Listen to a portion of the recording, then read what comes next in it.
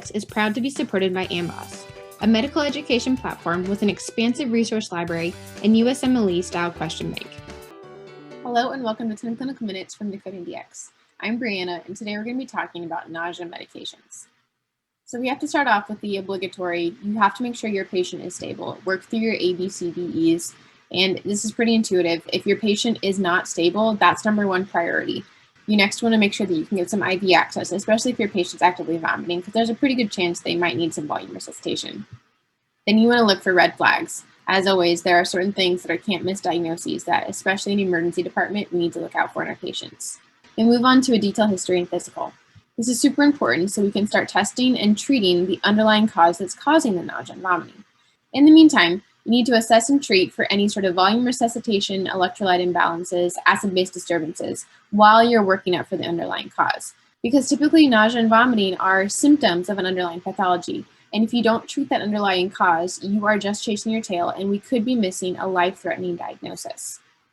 You need to also think about if medications could be causing this, if there are any recently started medications or any recent dosing changes. After this, you need to get an EKG if it hasn't already been done. This is critical because a lot of the nausea medications that we use have effects on things like the QT. So we need to get a baseline EKG before starting any of those medications. And finally, the main topic of this episode, we can get to the nausea medications. But again, I just really want to emphasize this point that while you're treating their nausea, you need to be working up for the underlying cause going on. Here's some red flags. We're not going to go through this in detail, but these always need to be in the back of your mind as you're working through your differential and asking your patient about their history.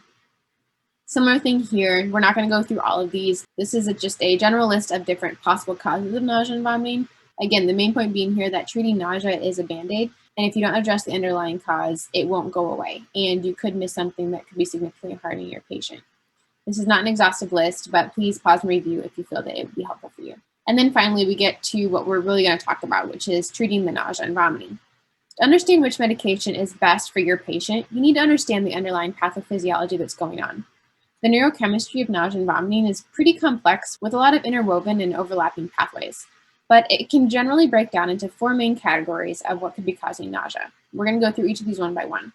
But the general concept here is that there's a bunch of different receptors in these pathways that result in nausea and vomiting. So most medications will work somewhat, but if you can figure out which of the main four buckets your patient's nausea and vomiting falls into, you can have a much more targeted approach with a certain drug selection that will work better for your patient.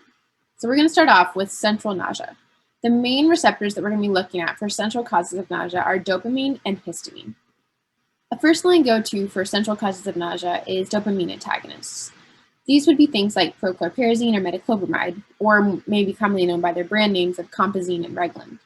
These are especially helpful if your patient has nausea in addition to a headache, because they'll hit both of those symptoms and help relieve your patient's pain.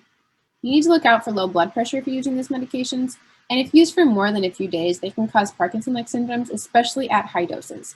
So be careful if you're using these for more than just a few days. So these are not meant for long-term use, but can be really effective in short-term situations. Next up would be an antihistamine. Very commonly known one in this class would be Benadryl or diphenhydramine. But there's also some others that can be used if Benadryl is not available or if the patient has an allergy. These can cause significant sedation and dependency long-term. So again, these are great for short-term medication, especially if the other medication classes are contraindicated or not tolerated by your patient. Next up is vestibular nausea. And I want to focus on the specific origin of where this vestibular nausea is coming from. So even though the tracts will eventually get up to the central centers, if we're able to hit the receptors where the nausea is coming from in the vestibular system, it'll be a lot more effective. So in this case, we're looking at the H1 histamine receptors and the muscarinic cholinergic receptors. So as you would expect, our first target for that would be an antihistamine, first generation, so that it can cross the blood-brain barrier.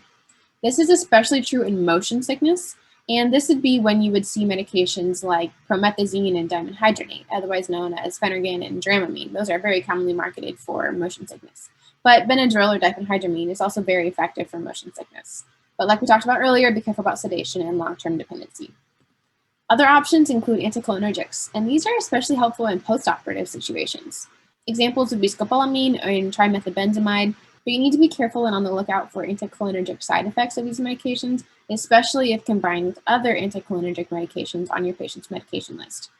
And also be really careful in the elderly because this can increase their risk for hospital-induced delirium and other dangerous side effects. Next up is GI sources of nausea. This is probably one of the more common causes of nausea that we see, especially in the hospital. There are a lot of receptors involved, but I want you to look specifically at this pathway, and that when we're looking at the source of the nausea in the GI tract itself, we're looking specifically at serotonin receptors. But if we look downstream where the nausea signals are received, we can see that there's quite a bit more receptors that are there, including dopamine receptors. So this brings us to the meds that are our go-tos for GI nausea. First up, we have our dopamine antagonists, and this may not be what you were originally thinking, because my point here is that treating nausea that's already existing is best achieved by targeting those central areas that have receptors that are receiving the nausea signals from the GI tract, and those are dominated by the dopamine receptors. So in that case, we're going to use prochlorperazine, metoclopramide, or other related medications. We've already talked about some of these in the previous slides. These are really helpful if they also have headache, and you don't want to use them long-term because there's a risk of Parkinson-like symptoms. On the other hand, to prevent nausea from GI sources, serotonin antagonists are really helpful. The go-to in this case would be ondansetron, or commonly called Zofran in the hospital. But I really want to emphasize here that these are best for preventing nausea. It's a really common scenario, especially in the hospital, if a patient is acutely nauseous and vomiting, to reflexively order some Zofran. It's important to know that this won't actually treat their nausea that they're having in that moment very well. It might hit it a little bit, but it's a lot better at preventing them from developing further nausea. But if you want to really relieve their nausea in the moment, a dopamine antagonist would better do that. There's significant risk of QT prolongation with serotonin antagonists. So do not start these if you don't have a baseline EKG and they have a normal QTC. And also make sure to check their med list because you don't want to combine this with a bunch of other medications that are QT prolonging meds. Next up is the toxic metabolic group of nausea.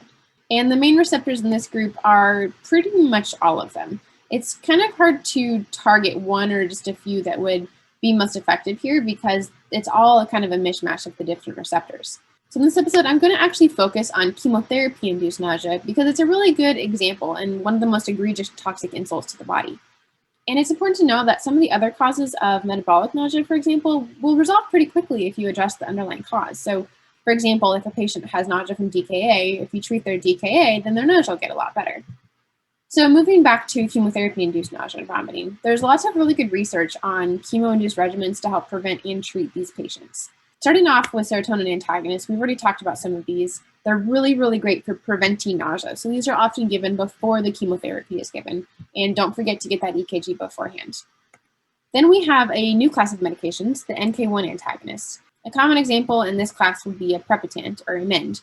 These medications are good for both acute and delayed nausea and vomiting, especially when combined with the others in this regimen. One important note is that medications in this class will inhibit the CYP3A4 enzyme, which is an enzyme that metabolizes a lot of really common medications. So make sure that you check your patient's med list and talk to your pharmacist to make sure that you're not accidentally interacting with other medications. Next up is glucocorticoids, specifically dexamethasone. Dexamethasone is really good at enhancing the anti-nausea effects of both our serotonin antagonists and our NK1 antagonists. And finally, some dopamine receptors, specifically olanzapine, has had some really good recent evidence that it's a great rescue add-on medication for both acute and delayed chemotherapy-induced nausea and vomiting. This can make your patients pretty somnolent, so if they're on other sedating medications, just be careful with dosing.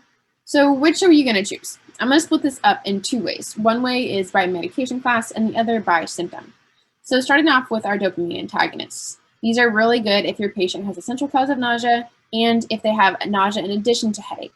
This is great for treating nausea that's already existing. Serotonin antagonists, on the other hand, are great for preventing nausea that you anticipate will come, especially if it's GI in origin. The prototype of this class is going to be ondansetron, otherwise known as Zofran, and just make sure that you get an EKG and make sure that QTC is within normal range before you start it. First generation antihistamines are a great backup go-to if the other medications don't work, especially if it's vestibular in origin. But they can sedate your patient and cause dependency if used over long term, so keep it to short-term use. Anticholinergics are great for postoperative nausea and for as a backup if other medications don't work, but look out for those typical anticholinergic side effects. And finally, NK1 antagonists are particularly used for chemo-induced nausea vomiting, and they're best when combined with serotonin antagonists and dexamethasone, but be careful about medication interactions. And I like this approach a little bit better because our patients come to us with symptoms, not with medication classes. So if your patient has a headache in addition to their nausea, try out something like prochlorperazine or compazine. And if that doesn't work, then try a first-generation antihistamine. If they've got vertigo or motion sickness, the antihistamines are your go-to. And if those don't work, try something like scopolamine or another anticholinergic. GI sources of nausea are best treated by a dopamine antagonist like prochlorperazine and prevented by a serotonin antagonist like ondansetron. Opioid-induced nausea, which is super common, can be really well prevented by giving ondansetron prophylactically when you give them that opioid dose. But if they're acutely having nausea, you can give them the dopamine antagonist like prochlorperazine. And finally, chemotherapy-induced nausea and vomiting is best treated with the combination regimen of ondansetron, dexamethasone, and an NK1 antagonist, with olanzapine as a great rescue add-on for severely emetogenic types of chemotherapy agents. Thank you so much for joining us on this episode of 10 Clinical Minutes. If you enjoyed this video and found it helpful, please like and subscribe. It really does help our channel.